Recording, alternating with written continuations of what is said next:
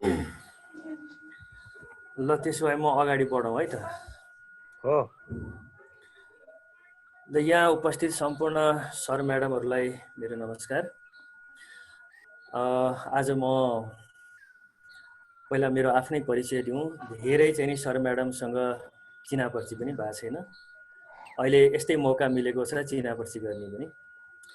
म मातृका लम्साल, मेरो जन्मस्थान स्याङ्जा, कर्मस्थान ललितपुर, लिटल एन्जल्स स्कुलमा म कार्यरत छु।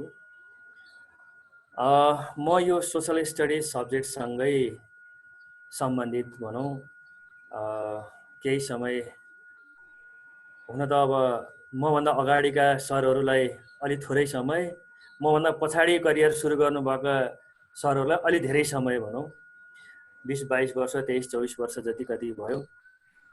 म यही सोसल स्टडिज विषयसँगै सम्बन्धित छु। त्यसैलाई पठन पाठन गर्दै अगाडि बढिरहेको अवस्था छ र पछिल्लो समयमा यो प्राइभेट पब्लिकेसन, रिड मोर पब्लिकेसनसँग सम्बन्धित पनि।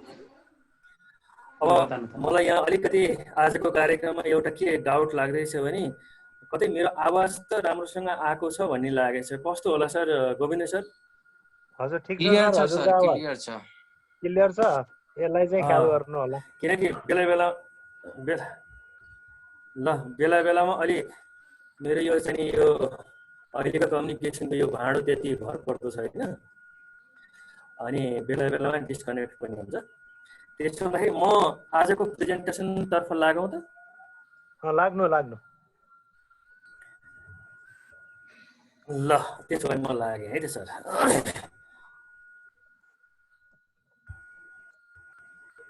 ल मलाई यहाँ चाहिँ नि स्क्रिन सेयरको लागि अनुमति दिनु पर्यो। को होस्ट भएपछि त यतिकै मिल्नु पर्ने हैन र? मिलेको छैन मलाई यो स्क्रिन सेयरको लागि। अन भइसक्यो, त्यसलाई काटेर फेरि गर्नु त सर। फेरि गर्नु त अब हुन्छ। ल ल भयो सर, एकदमै ठिक छ। भयो सर, भयो।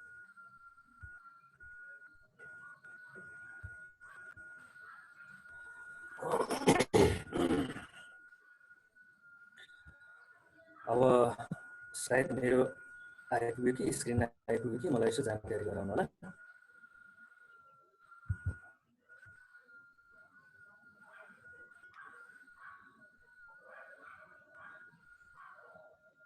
विष्णु सर आइपुगेछ, मेरो यो स्क्रिन आइपुग्यो? आयो सर, आयो। आएको छ, आवाज चाहिँ अलिअलि हल्लिँदैछ है। ल ठिक छ, सकेसम्म म चाहिँ नहल्लिकन बसेको छु है। मेरो आवाज हल्लियो पनि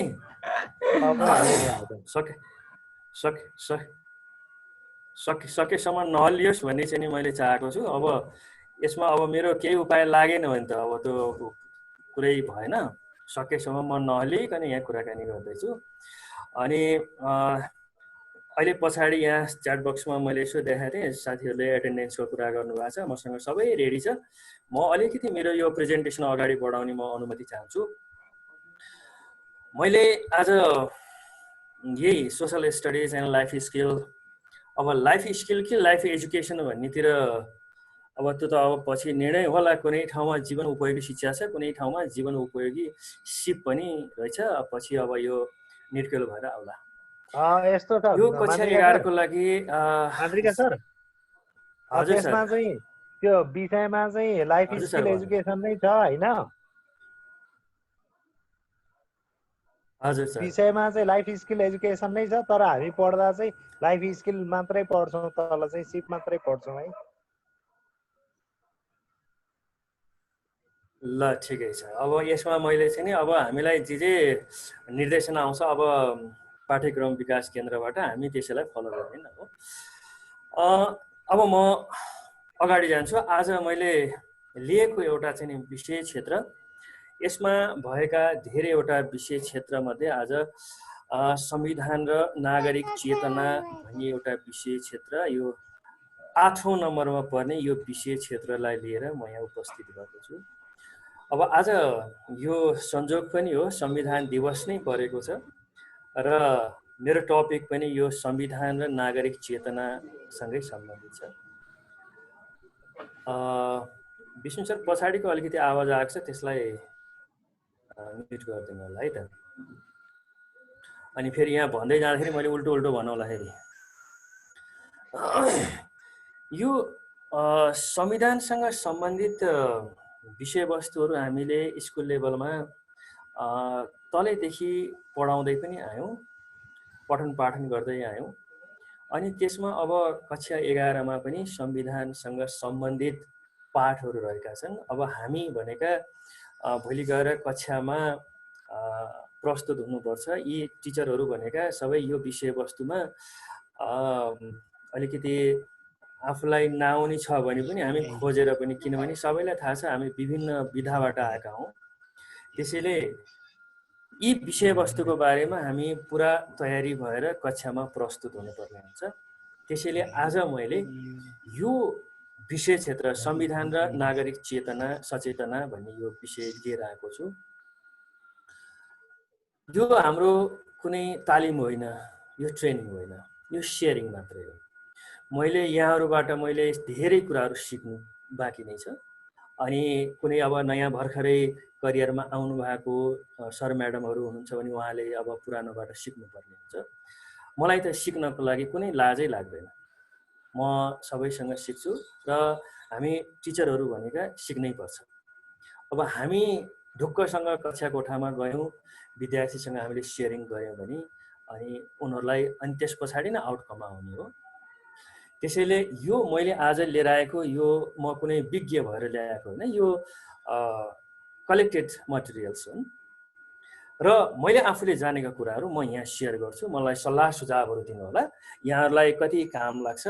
मलाई जहाँसम्म लाग्छ हामी विभिन्न क्षेत्रबाट यहाँ आएको भएर यो अलिकति कठिन विषय क्षेत्र पनि हुनसक्छ, किनभने म आफै पोलिटिकल साइन्सको विद्यार्थी पनि हो अनि र अलिकति कानुन पनि अध्ययन गरेको भएर यसमा अलिकति दखल राख्छु कि जस्तो लाग्छ मलाई, किनभने अरू क्षेत्रबाट आउनुभएको साथीहरूलाई अलिक गाह्रो हुन्छ। जस्तै मलाई चाहिँ नि अरू क्षेत्रमा गाह्रो भएको जस्तै अरू क्षेत्रबाट आउनुभएको सर म्याडमलाई पनि अलिकति यसलाई अलिक खोज्नुपर्ने हुनसक्छ।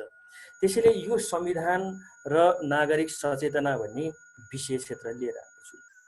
अब पाठ्यक्रमले निर्दिष्ट गरे अनुसारको सिकाइ उपलब्धिहरू छन् यसमा।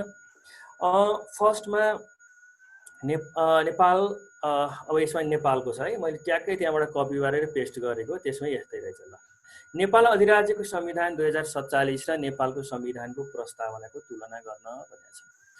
अब हामी सचेत हुनु पर्यो, दुईटा संविधानको प्रस्तावनाको तुलना गर्न पहिला आफू तयार भएर गएर कक्षा कोठामा तुलना गर्नु पर्यो र सिकाउनु पर्यो। अर्को छ नेपालको संविधानको भनेपछि वर्तमान संविधानको है, वर्तमान संविधानको पछाडि मिति लेखिँदैन। नेपालको संविधानको राजनीतिक, कानुनी, आर्थिक र सांस्कृतिक विशेषताहरू उल्लेख गर्न यो अर्को उपलब्धि, सिकाइ उपलब्धि। नेपालको संविधानले व्यवस्था गरेका निर्वाचन प्रणालीको विश्लेषण गर्न भनेको छ। नेपालको संविधानमा कस्ता कस्ता निर्वाचनको व्यवस्थाहरू छन् र ती निर्वाचनहरूमा कस्तो कस्तो निर्वाचन प्रणालीको प्रयोग गरिन्छ। अब यसमा थाहा मात्रै पाएर पनि भएन, विश्लेषण गर्न सक्नु पर्यो। ती निर्वाचन प्रणालीहरू कति सान्दर्भिक छन्, कति उपयुक्त छन्, कतिलाई हामीले निरन्तरता दिन जरुरी छ, कतिलाई हामीले हटाउनु जरुरी छ, यो सम्पूर्ण विश्लेषण गर्ने क्षमता अब विद्यार्थीमा विकास भएको हुन्छ। र अन्तमा छ राष्ट्र, राष्ट्रियता र राष्ट्रिय सुरक्षाको अवधारणा प्रस्तुत गर्न। राष्ट्र के हो, राष्ट्रियता के हो र राष्ट्रिय सुरक्षाको अवधारणा भनेको अब यो राष्ट्रिय सुरक्षाको लागि के व्यवस्थाहरू गरिएको छ त, ती व्यवस्थाहरूको बारेमा पनि हामी तयार भएर गएर हामीले कक्षा कोठामा प्रस्तुत गर्नुपर्ने हुन्छ। अब हामी लाग्छौँ यसको अब विषयवस्तुतर्फ लाग्छौँ हामी। अब हामी कक्षा कोठामा गएर यी विषयवस्तु लिएर हामी प्रस्तुत हुनुपर्नेछ। यो संविधान र नागरिक सचेतना यो पाठभित्र भनौँ, यो एकाइभित्र यी चारवटा कुराहरूमा हामी दह्रो चालले गएर कक्षा कोठामा प्रस्तुत भएर विषयवस्तु हामीले पस्किनु पर्ने हुन्छ। अब यहाँ संविधानको कुरा छ। संविधान, अब आज संविधान दिवस पनि, संविधान दिवस अब हामीलाई थाहा छ सोसल स्टडिजका टिचरहरू संविधान दिवस हर्षोल्लासको साथमा चाहिँ नि मनाइँदै पनि छ। कति ठाउँमा त्यसका असन्तुष्टिहरू पनि देखिएका छन्। आज कालो झन्डा पनि देखाइएका छन्।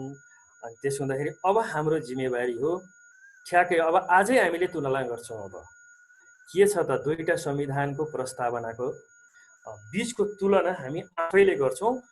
योभन्दा अगाडि गरेका रहेनछौँ भने पनि आज हामी क्लियर गर्न जान्छौँ। एक किसिमको धारणा हामी बनाउँछौँ र तिनै चाहिँ नि सिकाइ उपलब्धि अनुसारको विषयवस्तुहरू यसमा छन्। दुईवटा संविधानको प्रस्तावनाको तुलना गर्ने र वर्तमान संविधानको राजनीतिक, कानुनी, आर्थिक र सांस्कृतिक विशेषताहरू भनी अर्को एउटा विषयवस्तु छ। त्यसै गरी नेपालको संविधान र निर्वाचन प्रणालीको बारेमा कुराकानी गर्छौँ।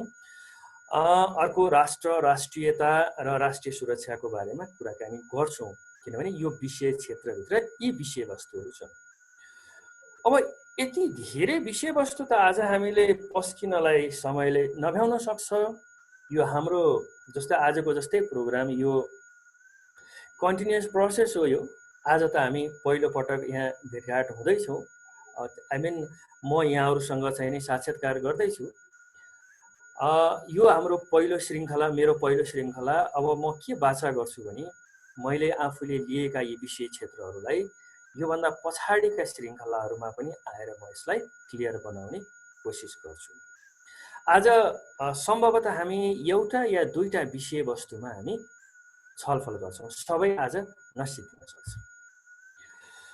अब यो विषय क्षेत्रको लागि हामीलाई अब पाठ घण्टा भनेको छ। यो पाठ घण्टा, पाठ्य घण्टा यहाँहरू परिचित हुनुहुन्छ। अब पहिला हामी पिरियड भन्थ्यौँ किन, अब घण्टाको हिसाबले दिने कि। अब हाम्रो यो टाउको दुखाइको कुरा भएन। अब हामी शिक्षकहरू हौँ। अब व्यवस्थापनले यो कुराहरू मिलाइदिएला हामी गएर कक्षा कोठामा विषयवस्तु पस्किने हो। अनि विद्यार्थीहरूमा चाहिँ नि त्यो उपलब्धि भयो कि भएन हामीले चेक गर्ने हो। अब हामीलाई यसलाई यो संविधान र नागरिक सचेतना भन्ने यो विषय क्षेत्र पठन पाठनको लागि 12वटा पाठ्य घण्टा छुट्याइदिएको छ। त्यसमा 10 घण्टा हामीले सैद्धान्तिकको लागि चाहिँ नि खर्च गर्नुपर्नेछ भने 2 घण्टा हामीले प्रयोगात्मकको लागि हामीले खर्च गर्नुपर्छ।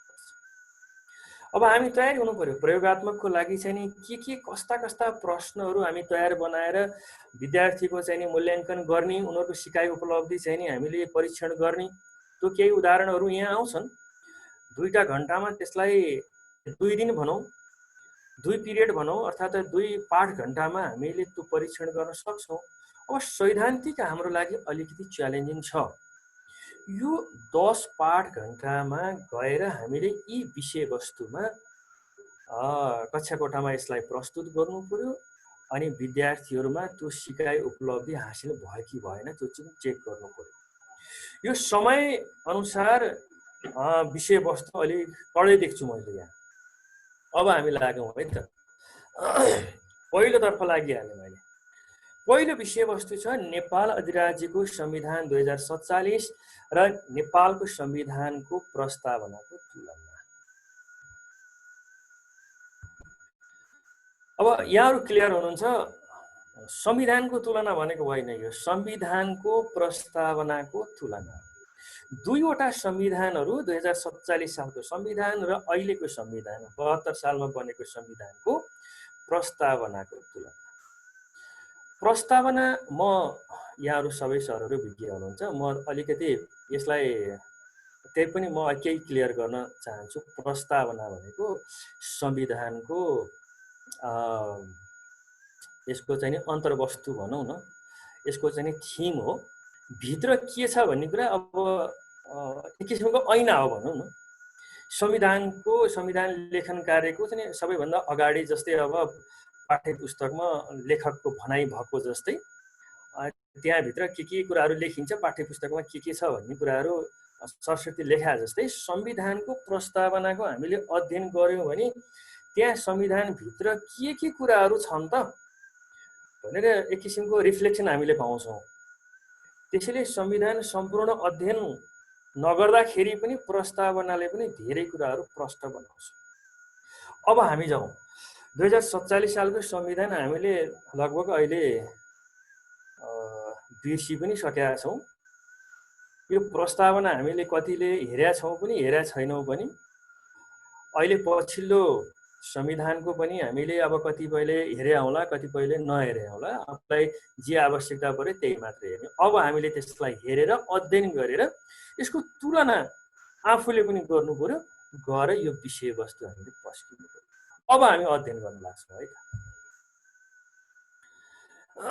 अनि सरहरूलाई मैले एउटा अनुरोध पनि गर्दैछु, यो आज हाम्रो यो तालिम होइन, यो सेयरिङ हो।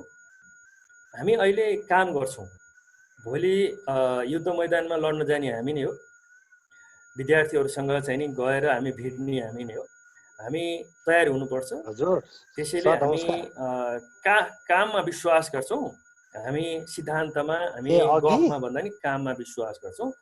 यो अध्ययन पश्चात म सरहरूलाई के कार्य दिँदैछु।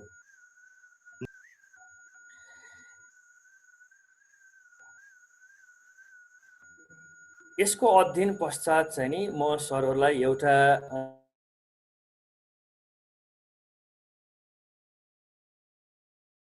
पार्टिसिपेट गर्नुहुन्छ।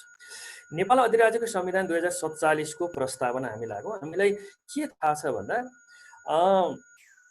2046 सालको जुन हामीले पहिलो जनआन्दोलन भन्छौँ, पहिलो जनआन्दोलन पश्चात 2047 सालमा तत्कालीन राजा श्री 5 वीरेन्द्रबाट यो संविधान जारी गरिएको थियो र पछिल्लो अहिलेको संविधान चाहिँ नि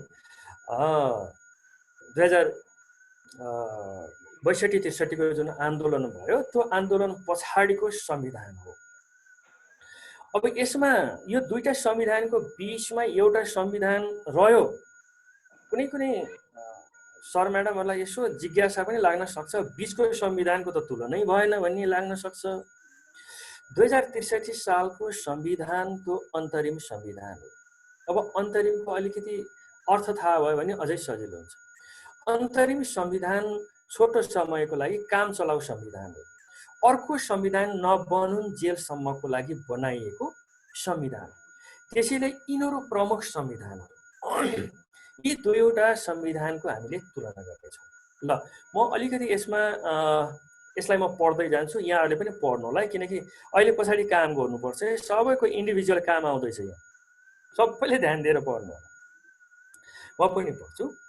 स्वतन्त्र र सार्वभौम सत्ता सम्पन्न नेपालको राज्य शक्तिको स्रोत जनता नै हो भन्ने तथ्यलाई हृदयङ्गम गरी लोकसम्मति अनुकूल शासन व्यवस्था सञ्चालन गर्ने सङ्कल्प हामीबाट समय समयमा अभिव्यक्त गरिबक्सेको र नेपाली जनताले केही समय अघि भएको जनआन्दोलनको माध्यमबाट संवैधानिक परिवर्तन गर्ने इच्छा अभिव्यक्त गरेकोले सो अनुरूप नेपाली जनतालाई चिरकाल पर्यन्त सामाजिक, राजनैतिक एवं आर्थिक न्याय प्राप्त हुन सकोस् भन्ने उद्देश्यबाट अभिप्रेरित भई। मैले अलिअलि कुरा बुझेको छु यहाँबाट मैले के बुझेँ भन्दा नेपालको राज्य शक्तिको स्रोत जनता नै हो भन्ने चाहिँ नि रहेछ। अनि बाँकी कुराहरू अहिले हामी टिपोट गर्छौँ एकैछिनमा। म अर्को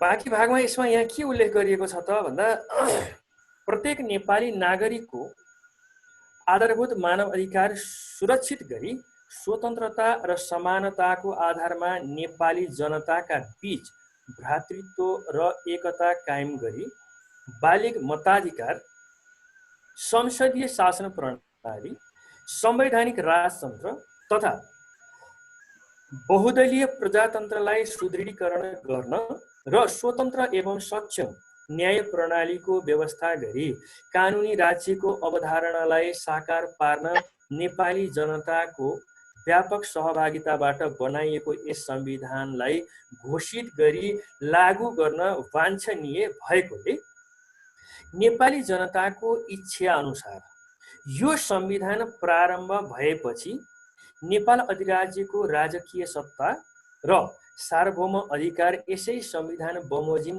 प्रयोग हुने गरी हामीबाट प्रयोग भइआएको राजकीय सत्ताको प्रयोग गरिबक्सी मन्त्री परिषदको सल्लाह र सम्मति अनुसार हामी श्री 5 महाराजाधिराज वीरेन्द्र वीरविक्रम शाहदेवबाट यो नेपाल अधिराज्यको संविधानको घोषणा गरी लागू गरिबक्सेका छौँ। यो भयो 2047 सालको संविधानको प्रस्तावना। अब हामीले यहाँ सर पढ्यौँ। अब हामीले के बुझेका छौँ अहिले एकछिनपछि लेख्छौँ है त। म फेरि अर्कोतिर लागेँ। हामी त तुलना गर्नुपर्ने छ। यो गणतान्त्रिक संविधान आइपुग्यो है। अघिको हाम्रो चाहिँ संवैधानिक राजतन्त्र भनेको संविधान पढ्यौँ, यो गणतान्त्रिक संविधान है। अब यसको प्रस्तावना म अलिकति पढ्छु। हामी सार्वभौम सत्ता सम्पन्न नेपाली जनता, सुरुमा यहाँ आइपुग्यो हामी नेपाली जनता सार्वभौम सत्ता सम्पन्न छौँ भन्ने कुरा यसले उल्लेख गरिहाल्यो। नेपालको स्वतन्त्रता, सार्वभौमिकता, भौगोलिक अखण्डता, राष्ट्रिय एकता, स्वाधीनता र स्वाभिमानलाई अक्षुण्ण राखी जनताको सार्वभौम अधिकार, स्वायत्तता र स्वशासनको अधिकारलाई आत्मसात गर्दै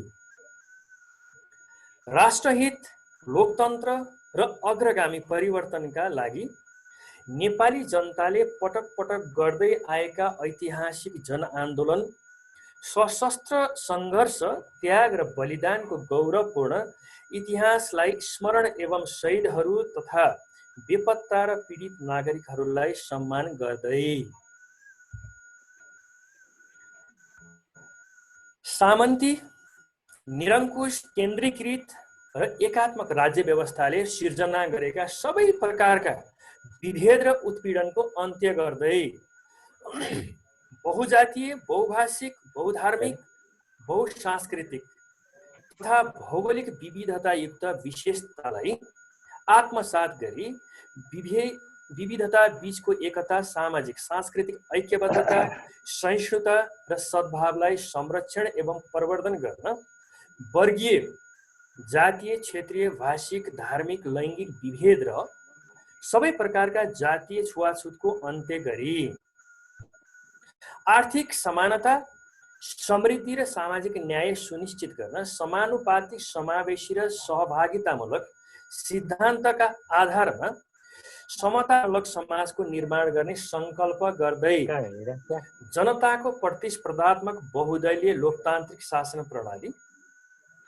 नागरिक स्वतन्त्रता, मौलिक अधिकार, मानव अधिकार, बालिग मताधिकार, आवधिक निर्वाचन, पूर्ण प्रेस स्वतन्त्रता तथा स्वतन्त्र, निष्पक्ष र सक्षम न्यायपालिका र कानुनी राज्यको अवधारणा लगायतका लोकतान्त्रिक मूल्य र मान्यतामा आधारित समाजवाद प्रति प्रतिबद्ध रही समृद्ध राष्ट्र निर्माण गर्न सङ्घीय लोकतान्त्रिक गणतन्त्रात्मक शासन व्यवस्थाको माध्यमद्वारा दिगो शान्ति, सुशासन, विकास र समृद्धिको आकांक्षा पूरा गर्न संविधान सभाबाट पारित गरी यो संविधान जारी गर्दछौँ। अब यसको वाचन चाहिँ सिद्धियो। अब सरहरूले यहाँ सर म्याडमहरू उपस्थित सर म्याडमहरूले यसलाई अध्ययन गरिसक्नु भएको छ। यहाँ के यसलाई तुलना गर्नुपर्ने छ दुईवटा संविधानको प्रस्ताव है। के समानताहरू भेटिए, के भिन्नताहरू भेटिए त यसमा। अब हामीलाई अलिकति एउटा च्यालेन्जिङ कुरो छ है। अब हामीले कक्षा कोठामा विद्यार्थीहरूबाट आएका जिज्ञासाहरू हामीले समाधान गर्नुपर्ने हुन्छ। यहाँ शब्दहरू चाहिँ नि कठिन शब्दहरू छन्। हामीले पहिला यसलाई बुझेर गएर बच्चाहरूलाई बुझाउनु पर्ने हुनसक्छ। त्यसो हुँदाखेरि जस्तै सङ्घीयको कुरा छ, लोकतान्त्रिक कुरा छ, गणतन्त्रात्मकको कुरा छ, संवैधानिक राजतन्त्रको कुरा छ, अनि मौलिक अधिकारको कुरा छ, अनि यहाँ आवधिक निर्वाचनको कुरा छ, बालिग मताधिकार, यति धेरै प्रश्नहरू आउन सक्छन् हामी माझ। त्यसैले हामी तयारी भएर जानुपर्छ। अब जाउँ यसलाई तुलना गर्न है त।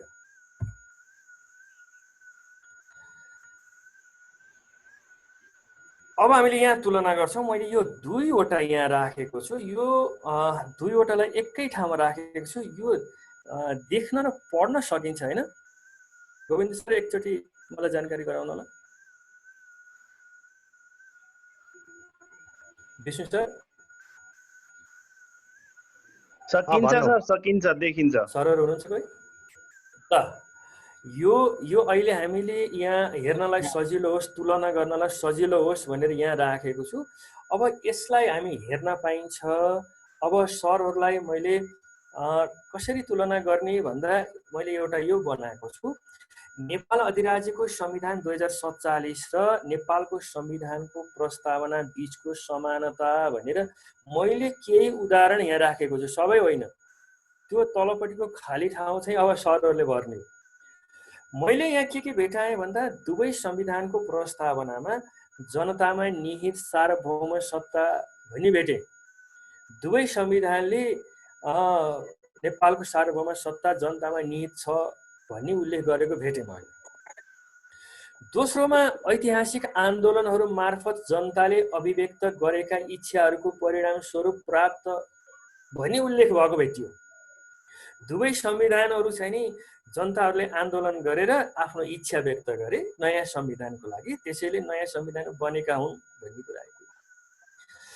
अनि दुवैले के भने त भन्दा स्वतन्त्र र सक्षम न्याय प्रणालीको व्यवस्था गरी कानुनी भएछ, त्यसमा कानुनी राज्यको स्थापना, यो कुराहरू त्यसमा उल्लेख गरेका रहेछन्। यो बाँकी तलपट्टि अहिले म सरहरूलाई दिन्छु, सरहरूले भन्नु है त।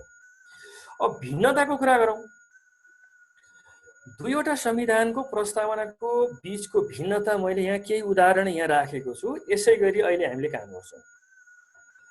2047 सालको संविधानमा यहाँ के भेटियो त भन्दा तत्कालीन राजा श्री 5 वीरेन्द्रबाट घोषणा गरी लागू गरिएको। यसै गरी नेपालको संविधान सभाबाट पारित गरी नेपाली जनताद्वारा जारी गरिएको, यो भिन्नता भेटियो। अर्कोमा के भेटियो त भन्दा संसदीय शासन प्रणाली, संवैधानिक राजतन्त्र तथा बहुदलीय प्रजातान्त्रिक शासन व्यवस्था भनेको छ है। अब यतापट्टि नेपालको संविधानमा यहाँ संसदीय शासन प्रणाली त उल्लेख गरेका छैन, तर हामी प्र्याक्टिसमा छौँ त्यही व्यवस्था। यसमा यहाँ के उल्लेख गरेको छ? सङ्घीय एउटा आइहाल्यो, सङ्घीय। लोकतान्त्रिक दुईटा आइपुग्यो। पहिला हामीले प्रजातान्त्रिक भन्थ्यौँ, अब लोकतान्त्रिक आइपुग्यो। हामी सबै क्लियर छौँ यसमा। गणतन्त्रात्मक शासन व्यवस्थामा पनि फरक भेट्यौँ यसमा। अब यस पछाडि यो दुईवटा समानता र भिन्नता चाहिँ नि अब सरलाई म अलिकति त्यो फेरि हेर्ने व्यवस्था गर्छु। धेरै समय लिन 5-7 मिनट लिन्छु। सरहरूबाट कम्तीमा पनि एउटा दुईटा समानता, एउटा दुईटा भिन्नता यहाँ आउँछ भन्ने मैले विश्वास गरेर अहिलेलाई मैले यो कन्टिन्यू गर्छु। यसलाई मैले स्क्रिन सेयर मैले स्टप गरेँ। मैले यो च्याट बक्समा चाहिँ नि एउटा लिङ्क राखिदिन्छु म, अनि यहाँहरूले त्यो लिङ्कमा के लाग्छ, यहाँहरूले के देख्नु भएको छ समानता भिन्नता है। जुन बक्समा के लेख्न मन लाग्छ यहाँले देख्नुभएको त्यसलाई लेख्नु होला है त। यहाँको नजरमा चाहिँ नि समानता के होलान्, भिन्नता के होलान्।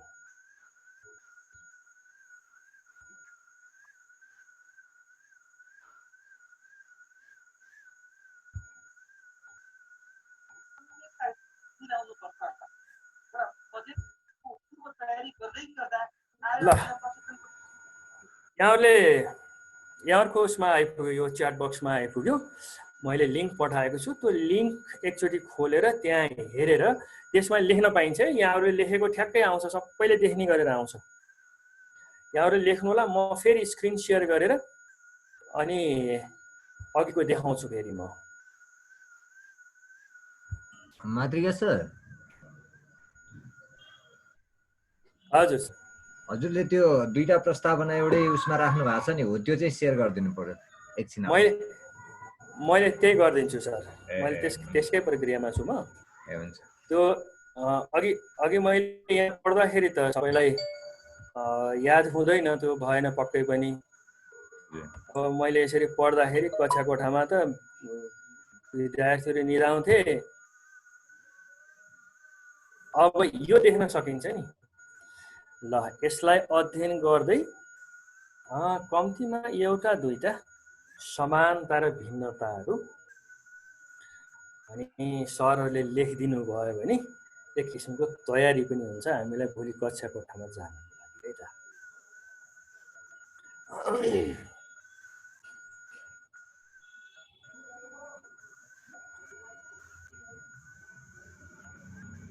लिङ्क खुलिराखेको छ नि होइन?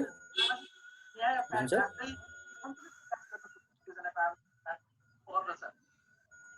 खुल्या छ।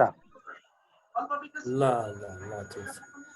अब त्यसमा लेख्दै लेख्दै जानु पर्यो। अब कति आउँछ यो सबैको हाम्रो आफ्नै प्रोपर्टी हुन्छ यो।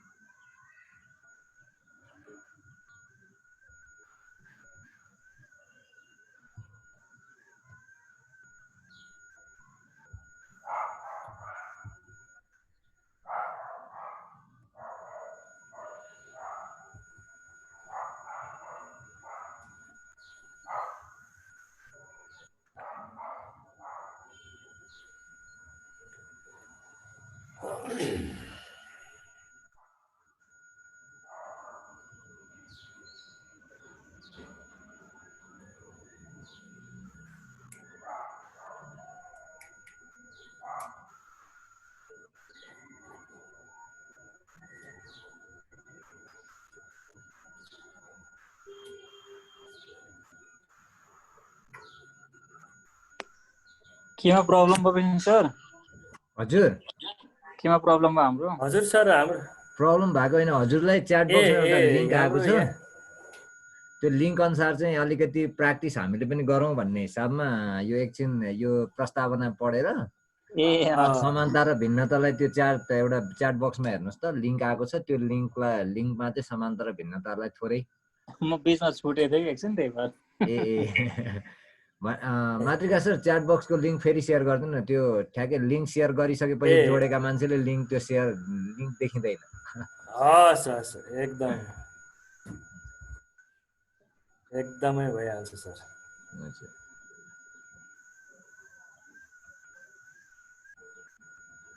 म यसलाई फेरि म सेयर गरिहालेँ है त।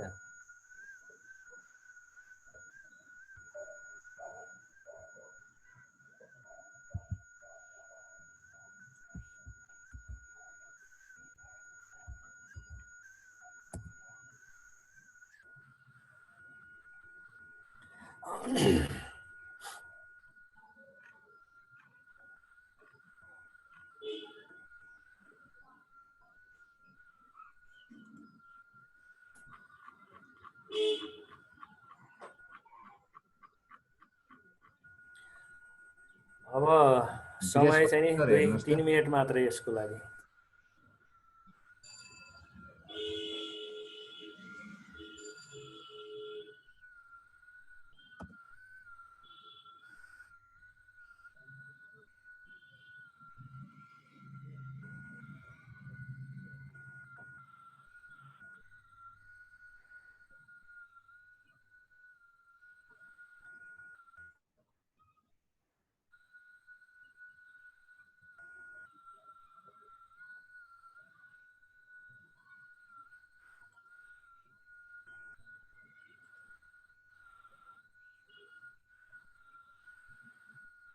ल अब म 1 मिनट भन्दा धेरै नकुर्ने विचार गरेँ। अब म 1 मिनटमा म फेरि आफ्नो प्रस्तुतिमा म फर्केर आउने भएँ।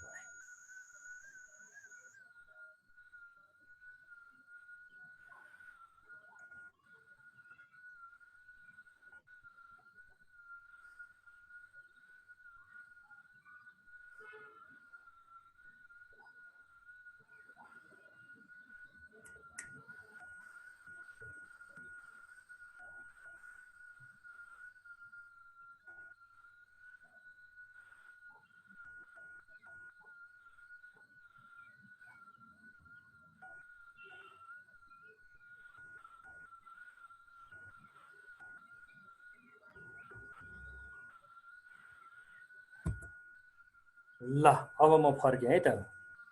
ल विष्णु सर म फर्केँ मेरो आफ्नो प्रस्तुतिमा। अब एकचोटि के आइपुगेको रहेछ एक मिनट मात्रै त्यसलाई म हेर्छु, त्यस पछाडि म फेरि यसलाई निरन्तरता दिएँ है त। हुन्छ सर, हस्। अनि के आइपुगेको रहेछ त भन्दा म स्क्रिन सेयरै गरेर त्यो गएँ है त। अब त्यसमा के आइपुगेको छ सरलाई एकचोटि हेरौँ। यहीँबाट ट्याक्कै देखिन्छ हामीले लेखेका कुराहरू। गर्नु रमाइलो पनि आइपुग्यो सर।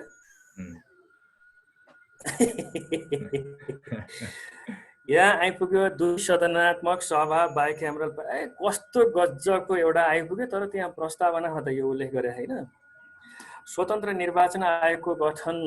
ल एकदम गजब।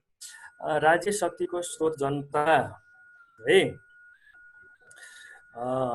अरू पढ्न बाँकी छ, कति आउँदैछ नि। यो नि त तरिका खै 3टा मात्रै भिन्नता आइपुग्यो क्या। भिन्नतामा जाउँ सर। अब समानता। अब भिन्नता यहाँ के आइपुग्यो?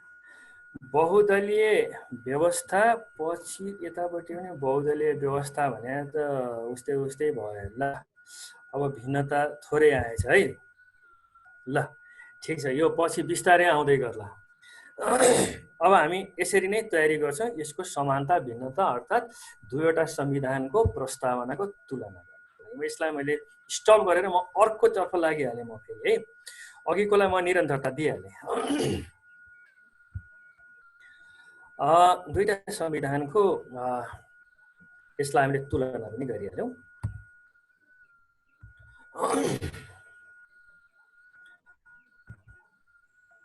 अब यसमा दोस्रो हाम्रो चाहिँ नि यहाँ विषयवस्तु छ नेपालको संविधानको राजनीतिक, कानुनी, आर्थिक र सांस्कृतिक विशेषताहरू छ। यो वर्तमान संविधानको कुरा गरेको यो। अहिलेको संविधानको राजनीतिक विशेषता के छन्, कानुनी विशेषता के छन्, आर्थिक र सांस्कृतिक विशेषताहरू के छन्, यसको बारेमा हामी तयारी भएर गएर हामीले पस्किनु पर्ने हुन्छ। अब ठ्याक्कै मलाई यहाँ एउटा सम्झाइहाल्यो। यहाँ तलपट्टि मैले यहाँ बिर्सिन्छु कि भनेर यहाँ राखेको थिएँ। मैले यो लिङ्क मैले यो एटेन्डेन्सको हाम्रो आजको उपस्थितिको लागि है, यो मैले उपस्थितिको लागि फेरि यहाँ बन्द गरेर हजुरहरूलाई एउटा लिङ्क पठाउँछु। अनि त्यसमा चाहिँ नि यहाँहरूको नाम ठेगानाहरू के छ त्यसलाई उल्लेख गरिदिनु होला है त।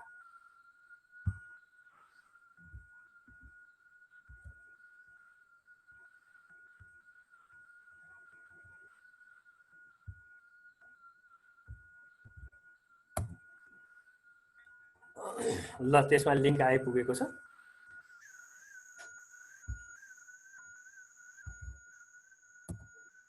म सरहरूले त्यो गर्दै जानु होला, म यतापट्टि फेरि अर्कोतर्फ लागिहालेँ है त।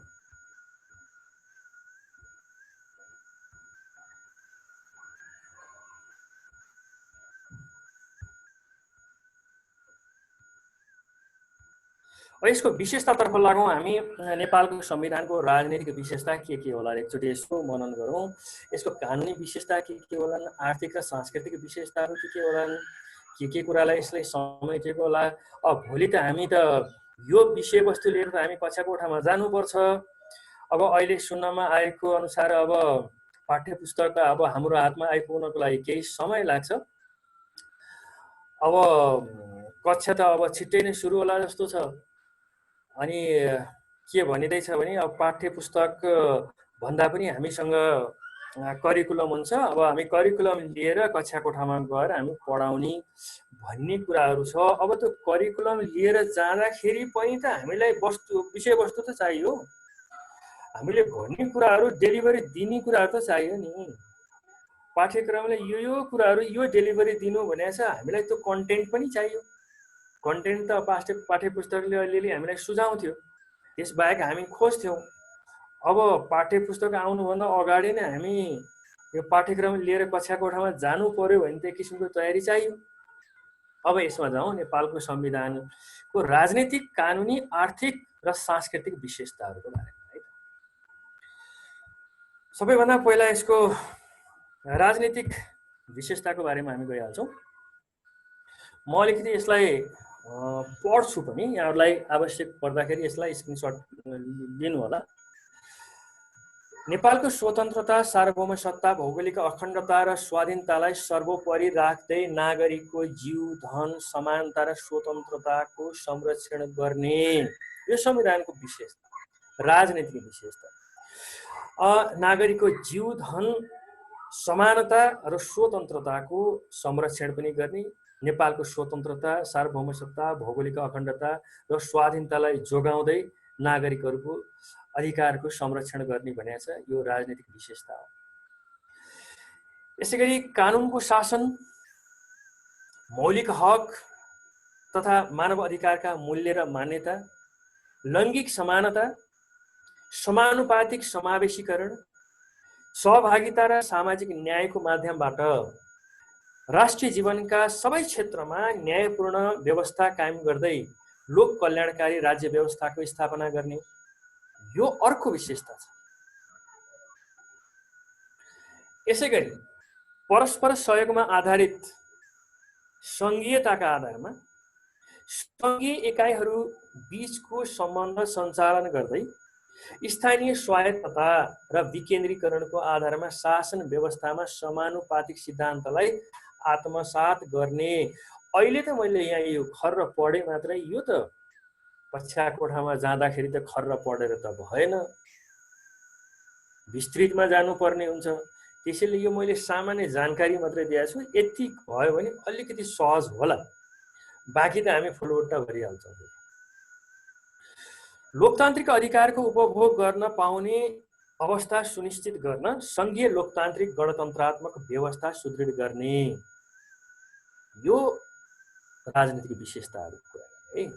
म अलिकति चाँडै गएँ, यसलाई म डिटेलमा गएन। यसलाई डिटेल यति पाइयो भने हामी अरू बाँकी चाहिँ नि हामी तयारी गर्न सक्छौँ। नेपालको संविधानको सामाजिक र सांस्कृतिक विशेषताहरूको बारेमा थोरै दुईटा तीनटा पोइन्टमा हामी कुरा गर्छौँ। धर्म, संस्कृति, संस्कार, प्रथा, परम्परा, प्रचलन वा अन्य कुनै पनि आधारमा हुने सबै प्रकारका विभेद, शोषण र अन्यायको अन्त्य गरी सभ्य र समतामूलक समाजको निर्माण गर्ने यो संविधानको विशेषता पढ्दैछौँ हामीले। अब यो व्यवहारमा कतिको लागू हुन्छ, हामीले कति लागू गर्छौँ भन्ने त अलगै पाटोको कुरा हो। संविधानको मात्रै कुराकानी गरेका छौँ यहाँ। दोस्रोमा छ राष्ट्रिय गौरव, लोकतन्त्र, जनपक्षीयता, श्रमको सम्मान, उद्यमशीलता, अनुशासन, मर्यादा र सहिष्णुतामा आधारित सामाजिक सांस्कृतिक मूल्यहरूको विकास गर्ने। राम्रो पोइन्ट छ। यसैगरी सांस्कृतिक विविधताको सम्मान गर्दै सामाजिक सद्भाव, ऐक्यबद्धता र सामञ्जस्य कायम गरी राष्ट्रिय एकता सुदृढ गर्ने। राष्ट्रिय एकता सबै यो सांस्कृतिक विविधताको सम्मान गर्दै, हुन त त्यसलाई सम्मान नगरिकन राष्ट्रिय एकता हामीले सुदृढ गर्न सक्दैनौँ। यो सामाजिक सांस्कृतिक विशेषताहरू भए वर्तमान संविधान। यसैगरी अब आर्थिक विशेषता के हामीले यहाँ भेटाउन सक्छौँ त भन्दा दुईवटा पोइन्टहरू यसमा मैले लिएर आएको छु। सार्वजनिक, निजी र सहकारी क्षेत्रको सहभागिता तथा विकास मार्फत उपलब्ध साधन र स्रोतको अधिकतम परिचालनद्वारा तीव्र आर्थिक वृद्धि हासिल गर्दै दिगो आर्थिक विकास गर्ने। यो एकलौटी रूपमा जाने भनेको छैन। सार्वजनिक, निजी र सहकारी क्षेत्रको सहभागिता र विकास गर्दै दिगो आर्थिक विकास गर्ने भनी संविधानले उल्लेख गरेको छ। यसको आर्थिक विशेषता हो।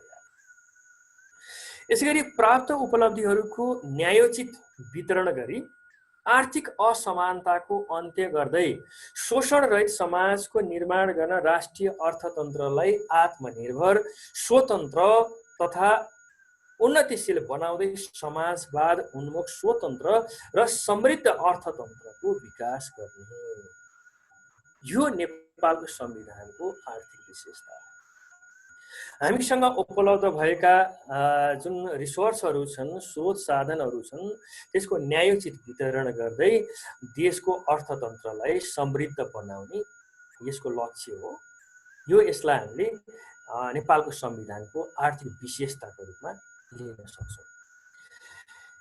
यसै गरी अब कानुनी विशेषता के छ त? अब यसलाई कोट्याउन फेरि अलिक कठिन छ है। कानुनको बारेमा के उल्लेख छन् त अहिलेको संविधानमा भन्दा, यो संविधान नेपालको मूल कानुन हो। यस संविधानसँग बाझिने कानुन बाझिएको हदसम्म अमान्य हुने व्यवस्था छ। संविधानसँग बाझिएका कानुनहरू चाहिँ नि तिनीहरूलाई चाहिँ इनभ्यालिड मानिन्छ, वैध हुन्छन्। मौलिक हकको कार्यान्वयनका लागि आवश्यकता अनुसार राज्यले यो संविधान प्रारम्भ भएको 3 वर्षभित्र कानुनी व्यवस्था गर्ने भनेको छ है। मौलिक हकको कार्यान्वयनका लागि मौलिक हकमा त हामी परिचित छौँ। कक्षा 9 मा पनि हामीले मौलिक हकको बारेमा पढाउँदै पनि आएको हो। त्यो बाहेक हामी त्यसको बारेमा हामी जानकार पनि छौँ। पहिलाको संविधानमा भन्दा अहिलेको संविधानमा मौलिक हकहरू थपिएका छन्। कुनै मौलिक हक यसो हेर्दाखेरि ओहो यो हक पनि प्राप्त भयो भने त निकै राम्रो हुन्थ्यो भन्ने खालका पनि छन्। कुनै चाहिँ नि ओहो गाह्रो होला कि जस्ता पनि छन्। र संविधानमा के उल्लेख गरिएको छ भन्दा यी मौलिक हकहरूको कार्यान्वयनका लागि राज्यले 3 वर्षभित्र कानुनी व्यवस्था गर्ने भनेको छ है। यहाँ हामी अलिकति चनाखो हुनुपर्ने कुरा। 3 वर्ष त पुगिसक्यो क्यारे। अब हामीले यसलाई यसो अलिकति विश्लेषण गर्नुपर्छ है। 3 वर्ष पुगिसक्यो। यी मौलिक हकको कार्यान्वयनको लागि चाहिँ नि आवश्यक कानुनहरू निर्माण भएका छन् कि छैनन् खोजी गर्नु पर्यो, न छैन कि है। ल अब फेरि अर्कोतर्फ लागिहालौँ। यो संविधान प्रारम्भ हुँदाका बखत कायम रहेका नेपाल कानुन खारेज वा संशोधन नभएसम्म लागू रहने अगाडिका कानुनहरू, त्योभन्दा अगाडि बनेका जुन कानुनहरू छन् कि त्यसलाई खारेज भनेर घोषणा गर्नु पर्यो कि त्यसलाई संशोधन गर्नु पर्यो। त्यो खारेज वा संशोधन नगर्दासम्म लागू रहन्छन् योभन्दा अगाडिका कानुनहरू। तर यो संविधानसँग बाझिएको कानुन, यो संविधान बमोजिमको सङ्घीय संसदको पहिलो अधिवेशन बसेको मितिले 1 वर्षपछि बाझिएको हदसम्म स्वत अमान्य हुन्छ। अघि हामीले कुराकानी गरेका थियौँ सुरुमै, यो संविधानसँग बाझिएका कानुनहरू तिनीहरू चाहिँ इनभ्यालिड हुन्छन्, अमान्य हुन्छन् भनिएको थियो। अब यसले 1 वर्षको यहाँ मिति तोक्या रहेछ, समय तोक्या रहेछ, समय सीमा। यसै गरी सङ्घीय कानुन सङ्घीय संसदले बनाउने, प्रदेश कानुन सम्बन्धित प्रदेश सभाले बनाउने र स्थानीय कानुन सम्बन्धित गाउँ सभा वा नगर सभाले बनाउने व्यवस्था छ। फेरि भन्छु क्या, सङ्घीय कानुन सङ्घीय संसदले बनाउने, प्रदेशको कानुन चाहिँ प्रदेश प्रदेश सभाले बनाउने र स्थानीय कानुन चाहिँ सम्बन्धित गाउँ सभा वा नगर सभाले बनाउने। अब यसमा कसले कस्ता कानुनहरू बनाउने यिनीहरूको चाहिँ नि क्षेत्राधिकार के संविधानमा उल्लेख गरिएको छ। अब लास्टमा यहाँ के लेखिएको छ भन्दा सङ्घमा राष्ट्रपतिले र प्रदेशमा प्रदेश प्रमुखले मन्त्री परिषदको सिफारिसमा अध्यादेश जारी गर्न सक्ने।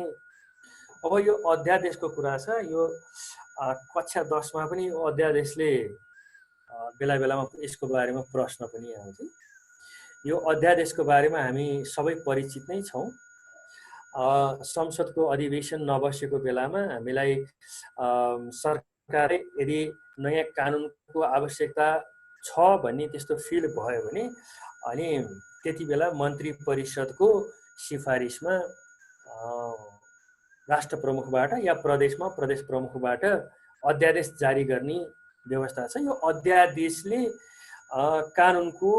कानुन सरह यसले कार्य गर्छ। पछि आएर यसको निश्चित अवधिमा पछि संसदको अधिवेशन बसिसके पछाडि यसलाई लगेर त्यहाँबाट पास गराइयो भने यो कानुन हुने भयो। यो पछि पास हुन सकेन भने यो इनभ्यालिड हुने भयो। अब हामी योभन्दा पछाडि लागिहाल्छौँ कि त म दिनु सर गोविन्द सर हजुर सर हजुर हजुर जानु तपाईँ ठिक छ म ठिकै छु होइन म कतै ठिक छ सरहरू ठिक छ हुन त एकदम हुनुहुन्छ ठिक छ एक्लैले आज बोलेको भोगा होइन दिएको छैन छैन ल ल ल अब तेस्रो हाम्रो पाठ्यवस्तु छ नेपालको संविधान र निर्वाचन प्रणाली। अब यो अलिकति च्यालेन्जिङ छ है। नेपालको संविधान र निर्वाचन प्रणाली, नेपालको संविधानमा कस्ता कस्ता कुन कुन निर्वाचनको व्यवस्था गरिएको छ र त्यसमा ती निर्वाचनहरूमा कस्ता कस्ता निर्वाचन प्रणालीको व्यवस्था गरिएको छ हामी जानकार हुनु पर्यो। पहिला हामी जानकार भएपछि नै डेलिभरी दिने हो। अब यो हामीले अलिकति खोज्नु पर्ने पनि हुन सक्छ है। अब यहाँ मैले भेटाएको कुराहरू गर्छु। नेपालको संविधानमा व्यवस्था भए अनुसार यी यहाँ उल्लेख गरिएका निर्वाचनहरू हुन्छन्। यो निर्वाचन आयोगले गराउने निर्वाचनहरू हो। यी बाहेक अरू पनि निर्वाचन हुन्छ है, तर यिनीहरूले समेट्छन्। जस्तै राष्ट्रपति तथा उपराष्ट्रपतिको निर्वाचन भइहाल्यो। प्रतिनिधि सभाको निर्वाचन भइसके पछाडि त्यसमै अब सभामुख उपसभामुखको निर्वाचन त्यसै अन्तर्गत आइहाल्यो। राष्ट्रिय सभाको निर्वाचन यो हुँदाखेरि राष्ट्रिय सभाको अध्यक्ष उपाध्यक्षको निर्वाचन पनि यसैभित्र समेटिनु भयो। प्रदेश सभाको निर्वाचन गर्दाखेरि प्रदेश सभाको सभामुखको निर्वाचन पनि त्यसमै आउनु भइहाल्यो। अनि स्थानीय तहको निर्वाचन, यी निर्वाचनहरू निर्वाचन आयोगले गर्ने व्यवस्था संविधानमा उल्लेख गरिएको छ र यी निर्वाचनहरूमा कुन कुन निर्वाचन प्रणाली प्रयोग गरिन्छन्। अब निर्वाचन प्रणाली भनेको के हो त्यो क्लियर हुनु पर्यो। अलिकति क्लियर नभएको पनि भेटेको छु है मैले। योभन्दा अगाडि पनि यो निर्वाचन प्रणालीको बारेमा कता कता पाठ्य पुस्तकतिर पनि थिए, तर यो निर्वाचन प्रणालीको बारेमा अलि क्लियर थिएन त्यसमा। त्यसैले अब हामी क्लियर भएर जानु पर्यो यी निर्वाचनमा कस्ता कस्ता निर्वाचन प्रणाली। यो निर्वाचन सम्बन्धी केही समय पछाडि भनौँ अब फेरि मेरो यस्तै पालो सेयरिङको पालो आइपुग्यो भने निर्वाचन सम्बन्धी एउटा सेयरिङ प्रोग्राम लिएर म आउने विचार पनि गरेको छु। किनभने यससँग सम्बन्धित धेरै कुराहरू हामीले जान्नुपर्ने छ। जानेका छौँ, बिर्सेका पनि हुन सक्छौँ, किनकि भोलि हामी तयारी अवस्थामा कक्षा कोठामा जानुपर्छ। अब अलिकति अगाडि बढेर छोटो छोटो मात्रै जान्छु है। अब लगभग मेरो सेड्युल टाइम सिद्धिन लागेको छ। हामी धेरै सुन्यौँ भने फेरि हामी सुन्न सक्दैनौँ। त्यसैले अहिलेको यो पहिला त पिरियड भन्थे, 1 पिरियड भन्थे कि अब पाठ घन्टा भन्छन्। यो पनि बडो वैज्ञानिक लाग्छ हो। हामी यो कन्टिन्यू 1 घन्टाभन्दा बढी सुन्न सक्दैनौँ कि। अस्ति एउटा भिडियो यसो बनाएको थिएँ, एडिटिङ गर्नु पर्यो भनेर लाएको। अब आफ्नै बोली यसो सुन्दै पढाएको सुन्दै सुन्दै एडिटिङ गर्दै गर्दै गएको 40 मिनट पछाडि आफै निदाएछु। भनेपछि मेरो बच्चा पनि त निदाउला। त्यसैले अब मेरो मतलब 1 घन्टाभन्दा बढी चाहिँ नि म यसको बारेमा कुराकानी गर्दिनँ। यहाँ अलिकति हामी क्लियर हुनुपर्ने कुरा, निर्वाचन लोकमत मापन गर्ने वैधानिक विधि हो निर्वाचन। यसलाई हामीले डिफाइन गर्न गाह्रो भएन। निर्वाचन प्रक्रिया भने के त? अब निर्वाचन प्रक्रिया यो प्रोसेस, इलेक्सन प्रोसेसको बारेमा अलिकति क्लियर हुनुपर्छ। निर्वाचन जति बेला घोषणा गरिन्छ त्यो घोषणा गरिसके पछाडि अब निर्वाचन आयोगले तयारी गर्छ। किन्तु निर्वाचन हुनुभन्दा अगाडि गर्नुपर्ने कामहरू के हुन्, निर्वाचनको अवधिमा गर्नुपर्ने कामहरू के हुन्, निर्वाचन पछि के कामहरू गर्नुपर्ने हुन्छ, यो समग्र प्रक्रियालाई हामीले निर्वाचन प्रक्रिया भन्छौँ। निर्वाचनसँग सम्बन्धित क्रियाकलापहरू हो यो। निर्वाचनको लागि निर्वाचनभन्दा अगाडि गर्नुपर्ने, निर्वाचन अवधिमा गर्नुपर्ने र निर्वाचनभन्दा पछाडि गर्नुपर्ने, यसको समय अवधि तोकिएको हुन्छ। त्यसमा गर्नुपर्ने क्रियाकलाप यो निर्वाचन प्रक्रिया हो। निर्वाचन चक्र भन्ने अर्को एउटा शब्दावली छ। यो निर्वाचन चक्र पनि हामीले थाहा पाउनुपर्छ, यो प्रक्रियासँगै सम्बन्धित छ। त्यही निर्वाचन अगाडि एउटा काम गर्छौँ, निर्वाचनको अवधिमा गर्छौँ, निर्वाचन पछाडि गर्छौँ। यो चक्र जस्तै घुमिरहेको छ। जस्तै योभन्दा अगाडि अब 2074 साल त लगभग यो निर्वाचन वर्ष नै भनेर सम्झे पनि भयो, धेरै निर्वाचनहरू भयो। अहिले निर्वाचन सकिएको अवस्था छ। अब त फेरि अर्को निर्वाचनको लागि त तयारी गर्नु पर्यो नि अहिले। भनेपछि अब आउने निर्वाचनको लागि यो निर्वाचनभन्दा अगाडि गर्नुपर्ने कामहरू भइराखेको छ अहिले। त्यो निर्वाचनभन्दा अगाडि भएको कामहरू भयो। योभन्दा पछाडि अब निर्वाचन अवधिमा अर्को काम हुन्छ, निर्वाचन हुन्छ, त्योभन्दा पछाडि फेरि अर्को काम हुन्छ। यो निरन्तर चलिरहने चक्र हो। यसलाई हामीले निर्वाचन चक्र भन्छौँ। अब हामीले यहाँ जान्नुपर्ने कुरा निर्वाचन प्रणाली भनेको के। भोलि कक्षा कोठामा जाँदाखेरि यो अलिकति हामीलाई टेन्सन हुन सक्छ, कस्ता कस्ता निर्वाचन प्रणालीहरू नेपालमा प्रयोग भएको छन् भनेर। निर्वाचन प्रणाली भनेको मतलाई सिटमा रूपान्तरण गर्ने विधि हो। जनताले मत दिन्छन् अनि जित्छ कसले त? जनरली हामीलाई के थाहा छ भने प्रतिस्पर्धामा जो फर्स्ट हुन्छ त्यसले जित्छ। कम्पिटिसनमा अब या मानव कुनै रेस हुँदैछ, रेस हुँदाखेरि यसो हामीले हेरौँ दौडेर जो अगाडि पुग्यो त्यसैले जित्ने त्यो पनि छ। न फर्स्ट नहुनेले पनि जित्ने व्यवस्था छ कि? अब हामी जाउँ, हामीले कस्ता कस्ता निर्वाचन प्रणाली प्रयोग गर्दैछौँ, कस्ता कस्ता तरिकाहरू नै यिनीहरू तरिका हुन्। यिनीहरू जनताले दिएको भोटको आधारमा कुन कुन तरिकाबाट हामीले त्यो विजयी त्यो उम्मेदवार चाहिँ विजयी भनेर घोषणा गर्छौँ त ती प्रक्रियाहरू के हुन्? यो निर्वाचन प्रणाली है। अब हामीले थाहा पाउनुपर्ने कुरा हामीले मिक्स्ड इलेक्टोरल सिस्टम हामी कहाँ प्रचलित छ। हामीले मिश्रित निर्वाचन प्रणाली अपनाएका छौँ। अलिकति यहाँ यो उल्लेख गर्छु है म। अब यसमा के छ त भन्दा यो मिक्स्ड के हो त भन्दा बढी मत अर्थात् बहुमत प्रणाली र समानुपातिक प्रणालीका राम्रा राम्रा गुणहरूलाई समेटेर प्रतिनिधिको चयन गर्ने प्रणाली हो। यो मिश्रित निर्वाचन प्रणाली भनेको दुईवटा निर्वाचन प्रणाली, दुई तरिकाको यसलाई राम्रो राम्रो कुराहरू लिएर अनि मिसाएर बनाइएको प्रणाली हो। अलिकति यहाँ माथि फेरि उल्लेख गरेँ, बढी मत र बहुमतमा हामी क्लियर पक्कै पनि छौँ। बढी मत अरूभन्दा धेरै मत ल्यायो भने जित्यो। बहुमत भनेको त्यो क्यान्डिडेटले मोर देन 50% ल्याउनै पर्यो। जस्तै राष्ट्रपतीय निर्वाचनमा बढी मत ल्याएर भएन, बहुमत नै लिएर आउनु पर्यो। यसको बारेमा हामी यहाँ क्लियर भइहाल्यौँ है त। बढी मत र बहुमत समानुपातिको बारेमा हामी थोरै अहिले कुराकानी गर्छौँ, डिटेलमा जाँदैन। यसमा यो पाठमा फेरि पछि आउँछौँ हामी। अब नेपालमा सङ्घीय संसद र प्रदेश सभाको निर्वाचनको लागि मिश्रित निर्वाचन प्रणाली अपनाइएको छ। के रहेछन् यो दुईवटा हामीले कुराकानी गरिहाल्यौँ।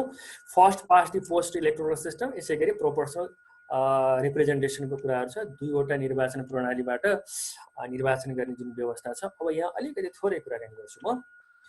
यो बढी मत बहुमत निर्वाचन प्रणाली अन्तर्गत यो मैले डिटेलमा गएको छैन है, समय घर्कि पनि सकेको छ। यस अन्तर्गत पहिलो हुने निर्वाचित हुने निर्वाचन प्रणाली हामी एकदम क्लियर छौँ। जो फर्स्ट हुन्छ त्यसले जित्यो। अर्को दुई चरण निर्वाचन प्रणाली भनेको छ यो 2 राउन्ड सिस्टम, खास गरी राष्ट्रपति उपराष्ट्रपतिको निर्वाचनमा प्रयोग गरिने निर्वाचन प्रणाली हो।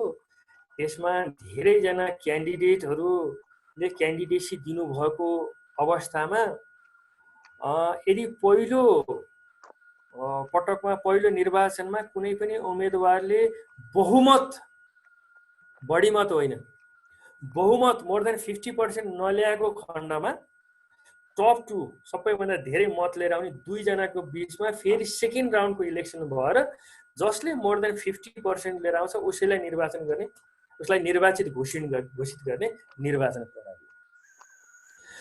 अर्को यहाँ समानुपातिक निर्वाचन प्रणाली छ। यो सूचीमा आधारित, यो हामी यसमा परिचित छौँ। सूचीमा हामीले यो बन्द सूची चाहिँ नि पोलिटिकल पार्टीहरूले इलेक्सन कमिसनमा यसमा इलेक्सनभन्दा अगाडि नै बुझाउने र पछि उनीहरूले प्राप्त गरेको भोटको आधारमा त्यो लिस्टमा भएको उम्मेदवारहरू चाहिँ नि विजयी घोषित गर्ने यो निर्वाचन प्रणाली हो। अब अर्को चाहिँ यसमा एकल संक्रमणीय मत, यो निर्वाचन प्रणाली चाहिँ हामी कति परिचित छौँ है। यसका फर्मुलाको बारेमा हामी धेरैजना हामी त भोट त हाल्यौँ, तर यसको बारेमा अलिकति परिचित नभएको पनि हुनसक्छ। यसलाई अलिकति ख्याल गरौँला है त। जस्तै यहाँ अलिकति केही लिस्ट गरेको छु मैले, डिटेलमा म जान्न। राष्ट्रपति तथा उपराष्ट्रपतिको निर्वाचनमा प्रयोग हुने निर्वाचन प्रणाली भनेको बहुमतीय 2 चरण निर्वाचन प्रणाली। यो हामीलाई काम लाग्छ है, यहाँले राख्नु होला। प्रतिनिधि सभाको निर्वाचनमा पहिलो हुने निर्वाचित हुने निर्वाचन प्रणाली र समानुपातिक निर्वाचन प्रणाली, 2 वटा निर्वाचन प्रणालीहरू प्रयोग हुने भइहाल्यो।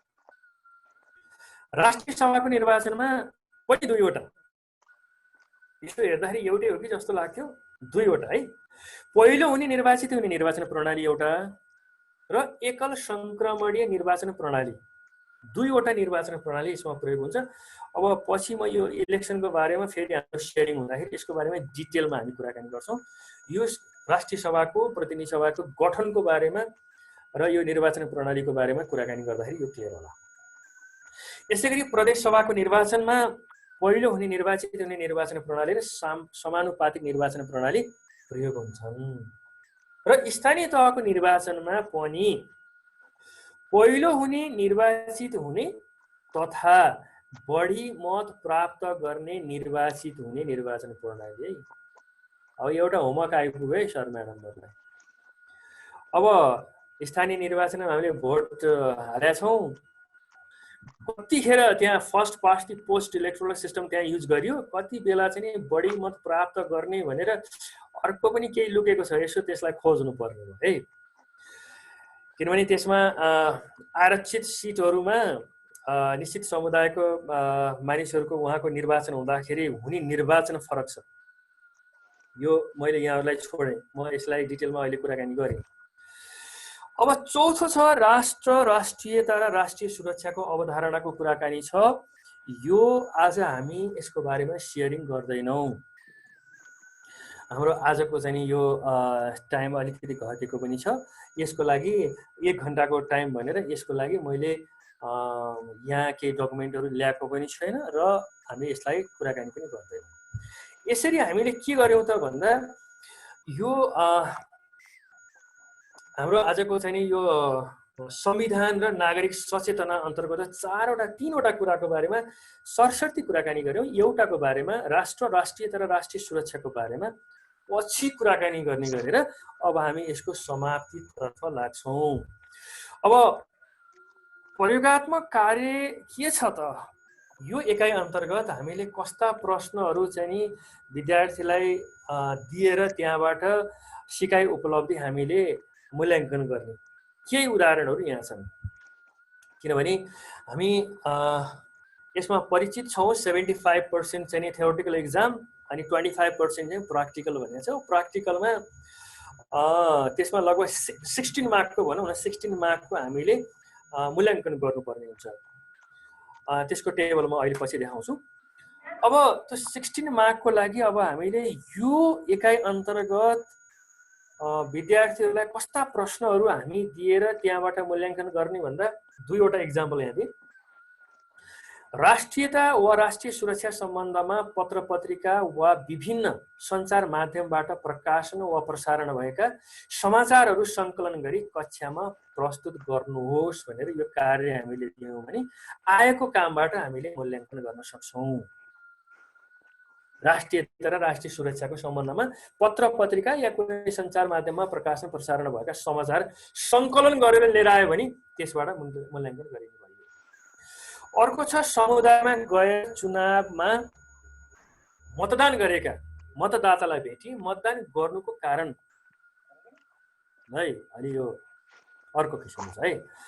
मतदान गर्नुको कारण अपेक्षा र निर्वाचित जनप्रतिनिधिबाट सो अपेक्षा पुरा भए नभएको सम्बन्धमा सूचना सङ्कलन गर्नुहोस् र सोको आधारमा प्रतिवेदन तयार गरी प्रस्तुत गर्नुहोस्। यति जटिल छैन, यो विद्यार्थीहरूले गर्न सक्छन्। यस्तै किसिमका प्रश्नहरू हामी अन्य प्रश्नहरू पनि बनाएर अनि प्रयोगात्मक कार्यहरू दिएर त्यहाँबाट हामीले मूल्याङ्कन गरेर हाम्रो जिम्मेवारी हामीले पुरा गर्न सक्छौँ। अब यसको बारेमा त अब यो पाठ्यक्रमबाटै मैले लिएर आएको, अनि यो त अब मूल्याङ्कनको विद्यार्थी मूल्याङ्कन गर्दा कसरी गर्ने भन्ने कुराहरू छ। पाठ्य घण्टाको कुराहरू छ यसमा, कति पर्सेन्ट चाहिँ नि सैद्धान्तिकमा जाने, कति पर्सेन्ट प्र्याक्टिकलमा जाने भन्ने कुराहरू छ।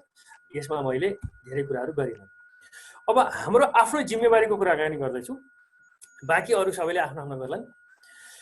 अब यसमा यो आन्तरिक मूल्याङ्कनमा हाम्रो जिम्मेवारी के हुन्छ त भन्दा, अब कक्षा सहभागिता भनेको छ यो अब हामी कार्यरत संस्थाले विद्यार्थीहरूको हाजिरीबाट कक्षामा उपस्थित भएको उनीहरूको उपस्थितिबाट उसले पठाउने काम भइहाल्यो।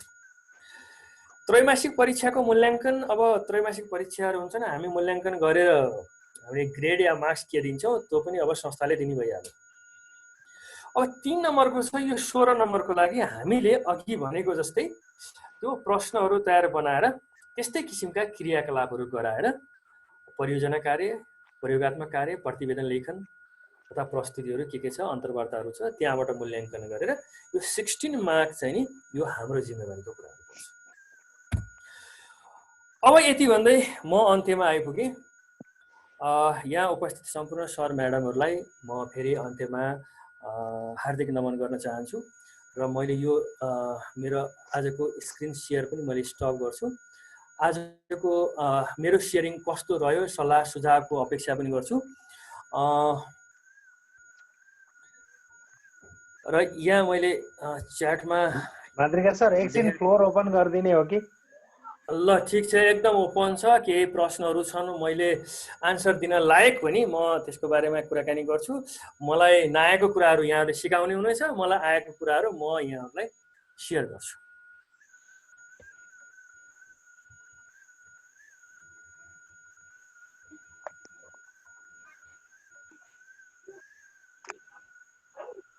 के आएन? अब एकछिन यस्तो यहाँनिर ल नमस्कार नमस्कार सर, यो एकल संक्रमणीय निर्वाचन प्रणालीको बारेमा अलिकति बताइदिनुहोस् न सर।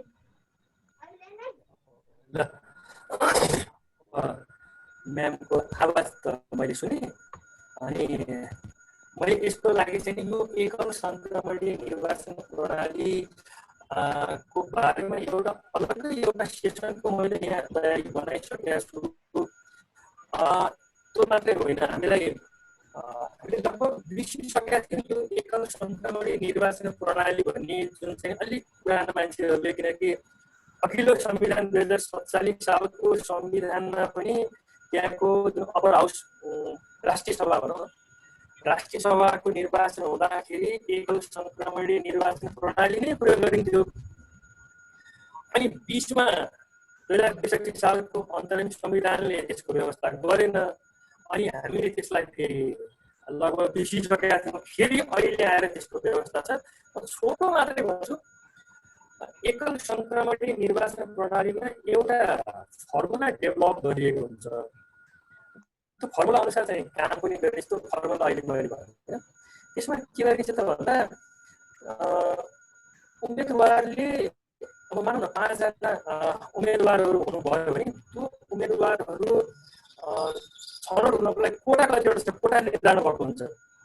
2टा कोटाको लागि 5 जना उम्मेदवारहरू हुनुभयो भने कसलाई कसलाई निर्वाचित गर्ने त भन्दाखेरि त्यसमा के हुन्छ भन्दा प्रायोरिटीको आधारमा, प्राथमिकताको आधारमा भोटिङ हुन्छ। अनि जसले धेरै भोट आफूलाई आवश्यक भन्दा बढी भोट ल्याउनु भएको छ त्यो सरप्लस भोट हुन्छ नि। जस्तै 20 भोट ल्याएदेखि निर्वाचित हुने मान्छेले 30 भोट लिएर आउनुभयो भने त त्यो एडिसनल 10 भोट भने 10 भोट बढी लिएर आउनु भने हो, त्यो भोट चाहिँ उहाँभन्दा पछाडिकोलाई जोडिन्छ। त्यसरी कोटा पुरा नहुँदासम्मको लागि यसरी सरप्लस भोटहरू ट्रान्सफर गर्दै गइन्छ अनि कोटा पुरा भइसके पछाडि छोडिन्छ। यसको पनि दुईवटा किसिम हुन्छ। एउटा सरप्लस भोट चाहिँ पछिल्लोलाई चाहिँ ट्रान्सफर गर्दै जाने हुन्छ। अनि अर्को एउटा किसिमको के हुन्छ भन्दा सबैभन्दा थोरै भोट कसले लिएर आएको हुन्छ उसको भोट लगेर अर्कोलाई दिने। तलबाट गइन्छ एउटा, अर्को माथिबाट गइन्छ। अहिले मैले यति मात्रै सेयरिङ गरेँ। आवश्यक कोटाभन्दा बढी भोट जसले ल्याउनु भएको छ त्यो सरप्लस भोट चाहिँ पछाडि ट्रान्सफर गर्दै जाने निर्वाचन प्रणाली हो। यसलाई हामीले एकल सङ्क्रमणी निर्वाचन प्रणाली भन्छौँ। र पछि यसको बारेमा विस्तृत रूपमा किनकि हामीले यसरी नै सेयरिङ गऱ्यौँ, छलफल गऱ्यौँ भने अलि राम्रो म्याटर पनि निस्किन्छ। मैले पनि यहाँहरूबाट सिक्छु, यहाँहरूलाई पनि यो कुराहरू काम लाग्छ। त्यसो हुँदाखेरि म्यामको यति मात्रै जवाफ दिएँ। अरू केही छ भने हामी कुराकानी गरौँ, होइन भने बाँकी कामको लागि विष्णु सरलाई मैले अनुरोध गरेँ। अरू साथीहरूको केही छ?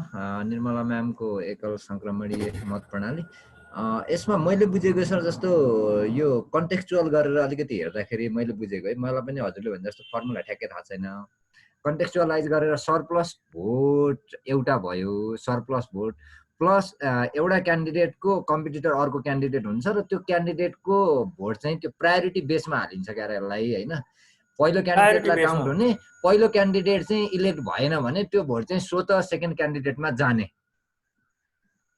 त्यो पनि हुन्छ क्या। किनभने यो चाहिँ मैले कन्टेक्चुअली बढी भोट पनि थपिन्छ क्या रे। यसो गरौँ न, यसलाई यो विषयमा एक दिन इलेक्सन कमिसनकै मान्छे ल्याएर एउटा कार्यक्रम पनि गरौँला।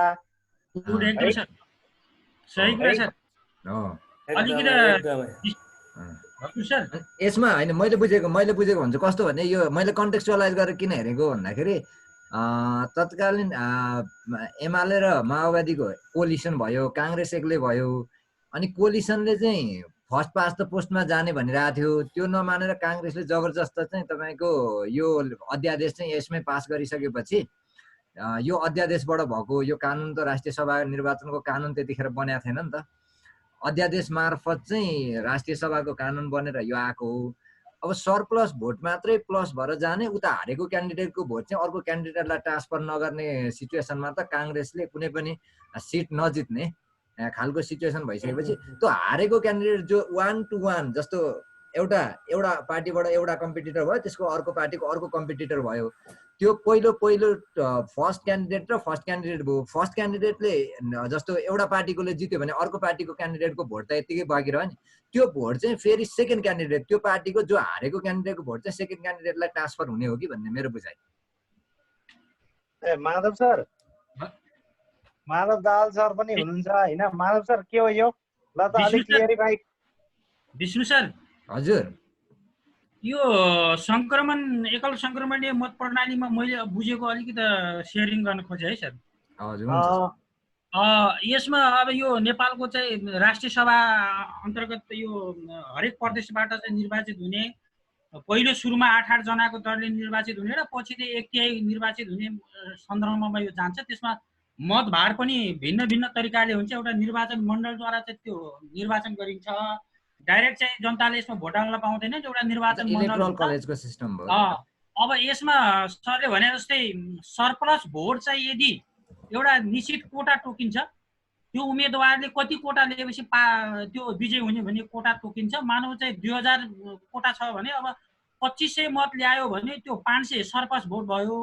त्यो 500 अब सेकेन्ड प्रायोरिटीको चाहिँ उम्मेदवारमा टोटली जाँदैन सर। यसमा समानुपातिक हिसाबले अरू उम्मेदवारमा पनि जान सक्छ।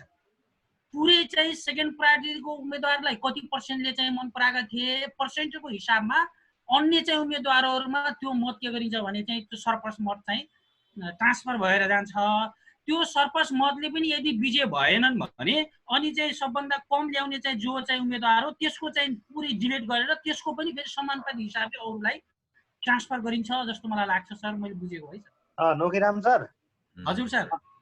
यसो गरौँ न, यसलाई यो विषयमा clear. Madhav sir Vishnu sir, विज्ञहरू हामीसँग छन् होइन? हाम्रो आइडिया पनि हामीले सेयर गरौँ। आज यसलाई धेरै ऊ नगरौँ होइन। एकदम एकदम हजुर। सर, एकदम सर।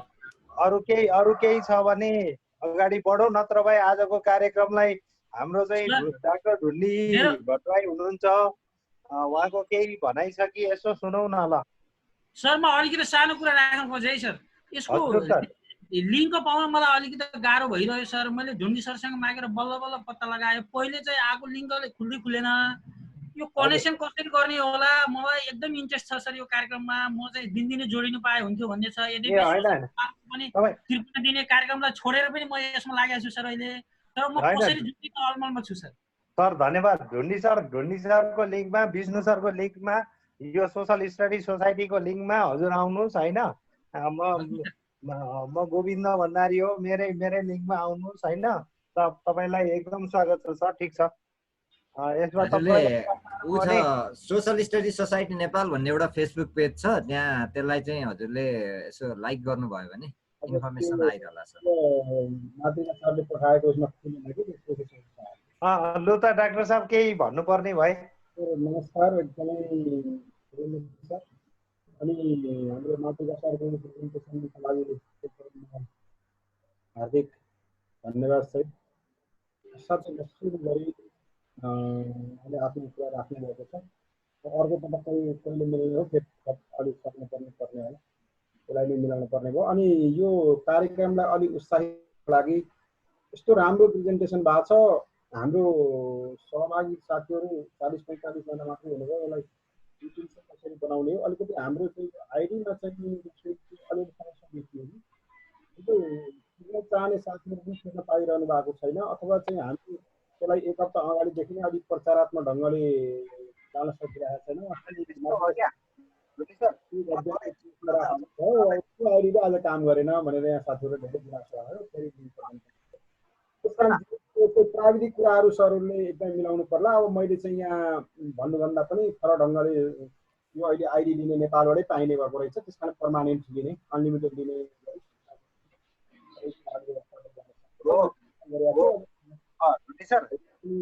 त्यो आइडी लिनका लागि हामीलाई आर्थिक रूपमा भार पर्छ होइन। अब यो अहिले हामीले फ्रीमा चलाइरहेका छौँ होइन। पनि पर्सनली चाहिने भयो हुनाले त्यसलाई टाइम मिलाएर युज गर्न सकिने भयो। म चावडा भरिरहेको छु। अब एउटा चाहिँ हामीले लिङ्क गर्न सकिएला, अब त कहिले आउला त्यो। अब अहिले चाहिँ जुन खालको सरले चाहिँ बताउनु भयो, म एकदमै मसिनो गरी यो कुराहरू सुनिरहेको छु, ग्रहण गरिरहेको छु र सरहरूले सबैले गर्नुभएको छ। अनि भोलि हामी कक्षा कोठामा जाँदा देखा पर्ने समस्याहरूलाई हामी यसै गरी फेरि कोही ठाउँमा समस्या पऱ्यो भने त्यही तत्कालै पनि गर्न सकिने भयो। यसले हामीलाई त्यो काम गर्यो कि अहिले त्यस कारणले हामीलाई खोज्ने, अनुसन्धान गर्ने धेरै कुरालाई यो चाहिँ पेन्डामिकले पनि थप बल पुगेको छ। यसका लागि म एकदमै हृदयदेखि नै हाम्रो मातृका सरको यो प्रेजेन्टेसनप्रति आभार व्यक्त गर्न चाहन्छु र बाँकी समयका लागि पनि कन्टिन्यू हुन पाए, अर्को टपिक नआउँदै हुन पायो भने फेरि यसले पनि बुझ्नका लागि व्यवहार पनि हुन्छ, त्यसले चाहिँ सपोर्ट गर्नेछ। र अब त्यसपछिका सरहरूले पनि राम्रोसँग चाहिँ एउटा टाइम दिनुभयो भने अलिक धेरै साथीहरूलाई सहभागी गराउन सकियो भने हाम्रो दिल्ली सरलाई यसमा सहभागी गराउनु पर्छ हामीले। किनभने समाजको अध्यक्ष सहभागी हुनु भएन भने यसको चाहिँ औचित्य भनौँ न, यसको चाहिँ हाम्रो चाहिँ दिन खोजेको कुराले पनि संस्थागत गर्नका लागि मद्दत अलिक कम पुग्छ। त्यस कारणले गर्दा बत्ती नै छैन उहाँको, आज बत्ती नै छैन उहाँको। सर अस्ति पनि जोडिन सक्नु भएन, आज पनि जोडिन सक्नु भएन होइन। यी सबै कुराले गर्दाखेरि दिल्ली सर चाहिनुहुन्छ। दिल्ली सर लगायत हाम्रो साथीहरू सबै चाहिने भए अनि हामीले चाहिँ बिहान मातृका सर पनि जोडिनु भएको थियो क्यार, म पनि जोडिएको थिएँ। अर्को चाहिँ सरहरूको पनि उहाँहरूले अलि विज्ञापनको हिसाबले अगाडि लानु भयो हुनाले हामीले चाहिँ यसलाई कसरी अगाडि बढाउने भन्ने कुरामा अलि चासो दिनु पर्ला जस्तो देखेको छु। प्रविधिमा हामी अलि समस्यामा छौँ, अरू त हाम्रो एकदम राम्रो छ। कन्टेन्टको हिसाबले हामी धेरै राम्रो तरिकाले लागिरहेका छौँ, तर चाहिँ हाम्रो यो चाहिँ प्रविधिलाई कसरी जोड्ने भन्ने कुरामा हामी छुट्टै छलफल गरेर भए पनि यसलाई अलिक स्थायित्व बनाउनु पर्ने अहिलेको चाहिँ मैले आवश्यकता देखेँ। त्यसैले गर्दाखेरि यो समय र सन्दर्भका लागि हार्दिक आभार व्यक्त गर्दै अलिकति अब लाइफ स्किलका टपिक्सहरूलाई पनि जोड्दै जानुपर्छ कि, किन भन्दाखेरि त्यो सोसल स्टडी हामी 9-10 देखि नै अलि धेरै फेमिलियर पनि भएका छौँ। जस्तै सरले आज पढाएको कुरा थोरै भए पनि हामीले पहिला सुनेकै विषय परे र तर सरले जुन खालको प्रेजेन्टेसन गर्नुभयो एकदमै चाहिँ त्यसलाई गहिरो ढङ्गले गर्नुभएको छ। दुई तिन च्याप्टरलाई पनि कसले प्रेजेन्टेसन गर्ने हो, गोविन्द सरले गर्ने हो कि दिल्ली सरले गर्ने हो, उहाँहरू पनि सहभागी भएर यसलाई अलि अगाडि बढाइदियो भने राम्रो हुन्थ्यो। त्यसलाई त्यसो गर्नु पर्ला।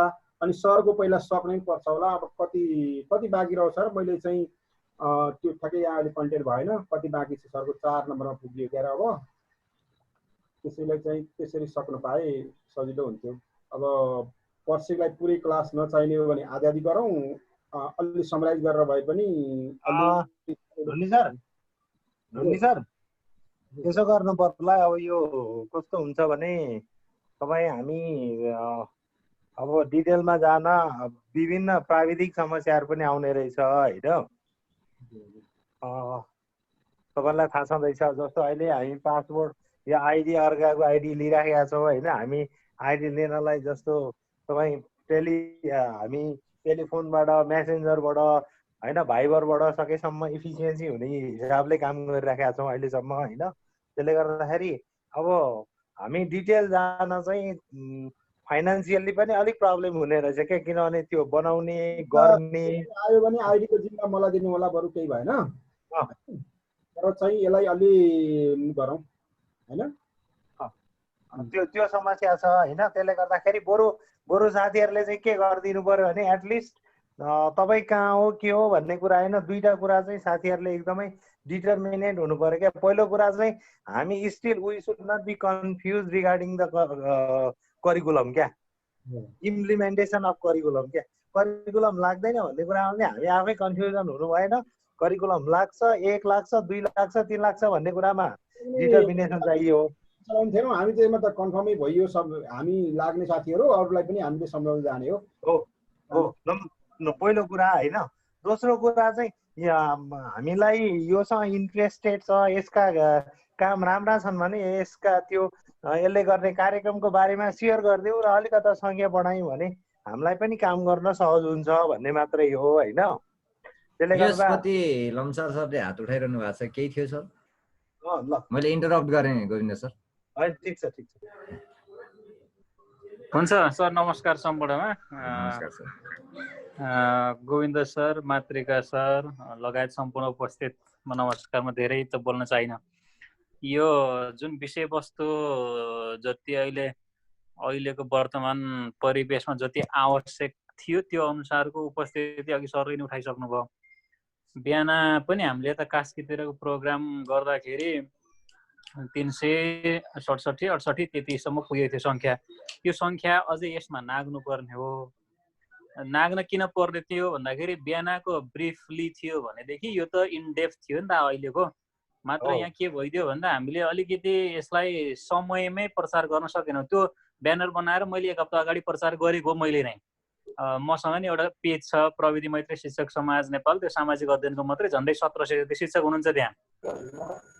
भनेको हामीले यही अभियानलाई अगाडि यति राम्रो छ, अब अहिलेको यो 11 को यसरी नै युनिट वाइज जाने हो भने त यहाँ पार्टिसिपेन्ट एकदम हाई हुनुपर्छ, हुनु पनि पर्ने हो। तर अहिले म हेरिराख्दाखेरि हाम्रो 40 भन्दा हामी कटेनौँ। यस्तो राम्रो इफेक्टिभ अहिले क्लास चलाउनु भयो मातृका दाइले। यसमा त धेरै हुनुपर्ने सहभागी। अब यसलाई चाहिँ अलिकति बसेर छलफल गरेर प्लानिङ गरेर अघि आइडीको जिम्मा भनिसक्नुभयो सरले। 1 हप्ता अगाडि नै, जस्तो हामीले 1 हप्ता प्रत्येक हप्ता गर्ने हो भने 1 हप्ता अगाडि नै हामीले नेक्स्ट विक कसको प्रेजेन्टेसन कुन टपिकमा हुन्छ, अब यसरी नै जाँदा राम्रो हुन्छ भन्छु मैले त। युनिट वाइज नै कसरी हुन्छ टिम बाँडेर बरु यसरी गयो भने इफेक्टिभ अहिलेको प्रेजेन्ट कन्टेक्स्टको लागि एकदम महत्त्वपूर्ण छ। र यसले गर्दाखेरि यो लेभललाई भनौँ न माथि पुर्याउन चाहिँ यो जुन संस्था